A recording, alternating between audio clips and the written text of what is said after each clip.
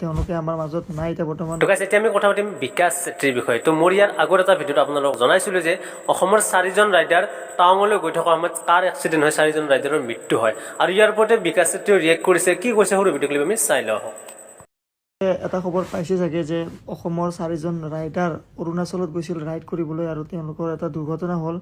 তেওঁলোকে আমাৰ মাজত নাই এতিয়া বৰ্তমান। মই নিউজ চাই আছিলোঁ, এতিয়া ফেচবুকত নিউজ ফটোবোৰ চাই আছোঁ। বহুত বেছি বেয়া, কাৰণ মই এটা বস্তু মই বুজি পাইছোঁ। মই নিজে এজন ৰাইডাৰ হয়, মই বিভিন্ন ঠাই ৰাইড কৰি থাকোঁ আৰু এনেকুৱা ধৰণৰ খবৰ পালে বহুত বেছি বেয়া লাগে নিজকে।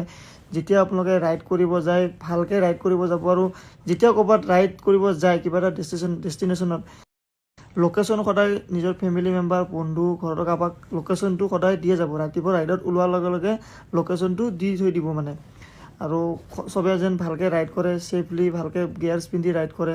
খবৰটো পাই বহুত বেছি বেয়া লাগে, কাৰণ মই নিজে এজন ৰাইডাৰ। আৰু কেইদিনমান আগতে মই অৰুণাচল গৈ আহিছোঁ, আৰু অৰুণাচলত হৈছে সংঘটিত ঘটনাটো। আৰু তেওঁলোকৰ এতিয়া মই অকণমান আগতে নিউজ চাই আছিলোঁ যে মানে দুদিনমানটো বিচাৰি পোৱা নাছিল, তাৰপিছত এতিয়া পালে যে তেওঁলোকৰ আত্মাই যেন শান্তি পাওক, তাৰে কামনা কৰিছোঁ।